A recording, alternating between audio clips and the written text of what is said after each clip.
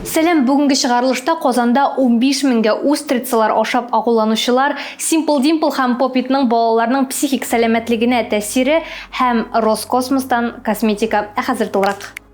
Башкортстанда 3 аяклы кулын туган. Башкортстанның Баймак районы Зилим авылындагы бер хуҗалыкта бер ат 3 аяклы кулын тудырган. Һәм хәзер ул ат үзенең кулыны яныннан китми, һәм аңа булдыра алганча ярдәм итәргә тырыша. Менә сез аны видеода күрә аласыз. Аңа карап торышка ул башка кулыннардан бер нәрсә белән дә аерылмый кебек. Һәр хәлдә үзенең тотышы, үзенең хәрәкәтләре белән аңа уңайсыз һәм кыен түгел шикелле. Әлеге кулынның хуҗасыннан әлегә бернинди комментарийлар да юк, әмма әлеге кулынның киләчәгендә барысы да яхшы булыр, исән-сау булыр һәм аны кадерләп саклап үстерерләр дип ышанасы килә. Казандагы диңгез ризыклары ресторанында күпләп кешеләр агуланган. Анда күптән түгел җәйге веранда ачылышы булган, рәсми ачылыш, һәм анда кешеләр 15 мең сум түләп кирип, бу бәягә ресторан тәкъдим иткән ризыклар белән сыйланганнар һәм шундый бәйрәмдә булганнар инде. Әмма шул ризыклар арасында устрица да булган һәм устрица ашаучы кешеләр я шул көнне кич белән кайсы берләре икенче көнгә үзләрен начар хис итә башлаганнар, кайсы берләре хастаханәгә эләгеп капельница астында да ятканнар. Шушы хәлдән соң ресторан администрациясына күпләп яза башлаганнар. Әлеге ресторанның Instagram аккаунтында постлар астында да комментарийлар шактый агуланучылар язганнар инде. Ресторан үзе гафу үтенгән һәм бу хәлне яхшылап, җентекләп тикшерәчәген һәм зыян күрүчеләргә материаль ярдәм күрсәтәчәген әйткән. Әмма бу бездә мондый хәл беренче тапкыр дип әйтә ресторан. Тик ни өчендер комментарийларда без инде, мәсәлән, кемнәрдер язганда узган ел көз көне агуланган идек, шулай устрица ашап, кемдер әйтә анда без монда кыш көне агуланган идек, сез безгә бөтенләй җавап биреп тормадыгыз дигәннәр кемнәрдер. Икенче берәүләр сез безгә компенсация буларак бер кисәк торт тәкъдим иттегез дигәннәр. Кыскасы тикшерүне дәвам итәләр, нәрсә булып бетер, әмма бу просто шок, 15 меңгә агуланып чыгарсың. Ниһаять, Роспотребнадзорга лаеклы җиң сызганып тотынырдай эш табылган. Алар Simple Dimple, Popit һәм тагын эшләр бар әлендә. Squish, кыскасы гафу итәрсез әгәр дөрес әйтмәсәм, шуларның балаларның психик сәламәтлегенә тәсирен тикшерәчәкләр. Буларны тикшерүгә алыну юкка түгел икән, чөнки мондый төр уенчыкларны мин шулай дип сөйлим, бөтен кеше бу турыда инде белгән шикелле. Беләсездер дип өметләнәм, белмәсәгез, менә аларның фотолары чыгачак.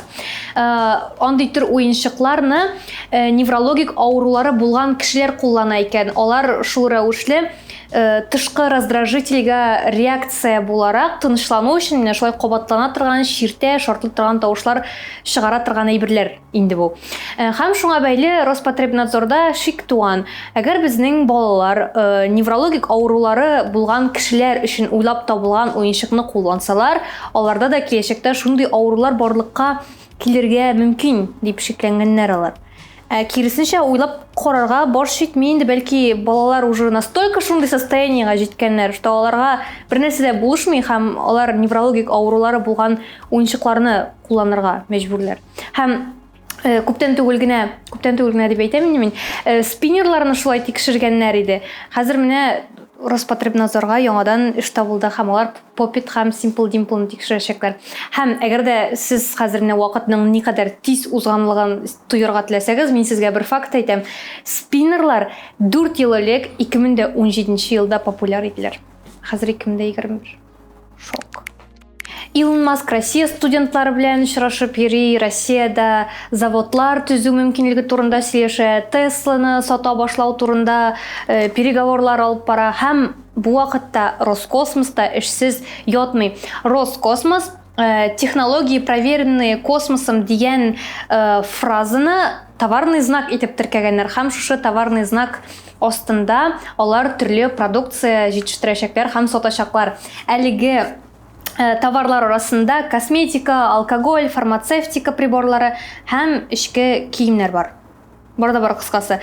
Әлеге слоган исеменә туры киләчәк һәм сатылачак продукция космос тарафыннан тикшерелгән технологиялар һәм материаллар ярдәмендә җитештереләчәк дип әйтәләр. Алар ойдагы ойдан алып кайтылган туфрактан жетиштерергә җыеналар әйберләрне. Мин аңламыйм, нәрсә аңлата ул космос тарафыннан тикшерелгән материаллардан жетиштереләчәк дигән сүз.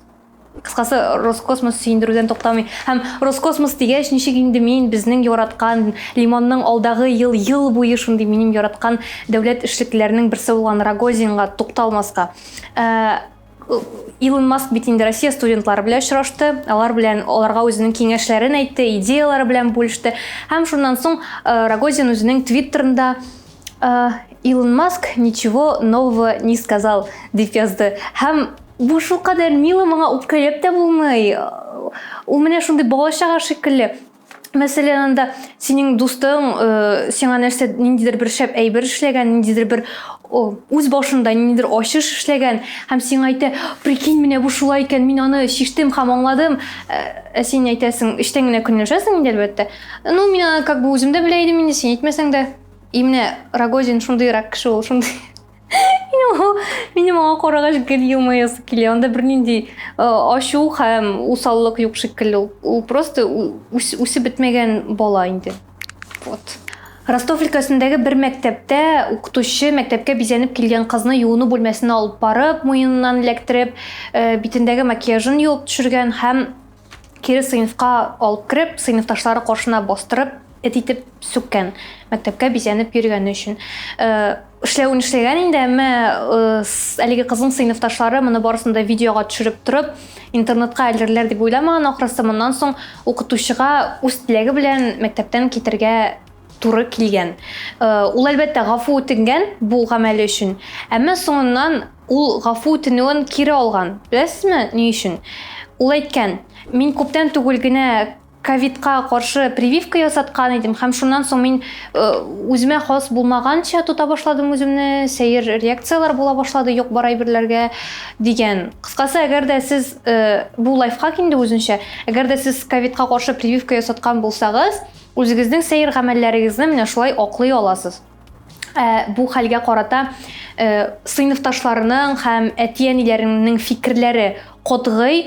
Алар фикеренчә, кыз бизәнеп килмәй, алай каты бизәнгән булмаган, анда бар тик стрелка булган күзләрендә бераз, һәм укытучының мондый гамәле бернинди кысаларга да сыймый. ВКонтакте төркемендәге сораштыруда менә мине бик аптыратты ул укытучының бу гамәлен яклыйсызмы, юкмы дигән сорауга 45% укытучы дөрес эшләгән дип санаса, 55% укытучы алай эшләргә тиеш түгел дип әйтә.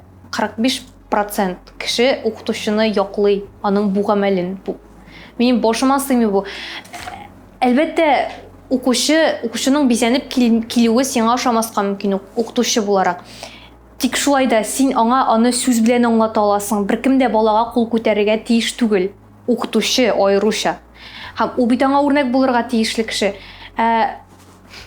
Хәтта бизәнеп килгән булса да инде, мин аңлыйм, анда кайсы бер мәктәпләрдә ниндидер төгәл уставлар бар ди инде. Баланың бизәнеп килүе, аның билим алуына, аның акыл дәрәҗәсенә ничек тәэсир итә? Мин менә шуны аңлый алмыйм. Сез нәрсә уйлыйсыз бу турыда? Хәзер "А что так можно было?" рубрикасыннан бер хәбәр. Мәскәүдән бер ират 1 миллионлык банк приколовтан купюраларны банкоматка керткән һәм үзенең төрле карталарына тараткан, төрле банк карталарына һәм шуларны обналичить иткән. 1 миллион уенчык акчалардан 1 миллион чын акчалар ясаган. Просто бер кемнең башына килә алайды мондай әйбер тала, бөтенләй була алмый торган әйбер шикелле бит инде. Әмма ул аны эшләгән. Һәм полиция хезмәткәрләре аны тапканнар һәм аңа мошенничество буенча җинаять эше кузгатылган. Безнең Атна җыры сәхифәсендә алдагы чыгарылышның комментарийларында Рәфис абый бит ялгышмасам, Рәфис дип язылган бит бу. Хаталансам гафу итәрсез. Тәкъдим иткән җыр, чөнки ул җыр минем үземә дә бик ошый. Ул Мурат исемле егетнең Корбан дигән җыры. Бүгенге көн өчен ул кадәр актуаль түгел инде. Әмма Корбан чалу турында ул.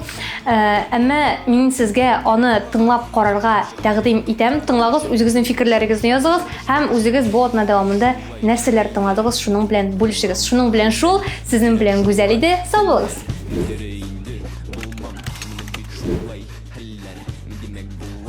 خلل بكرك شو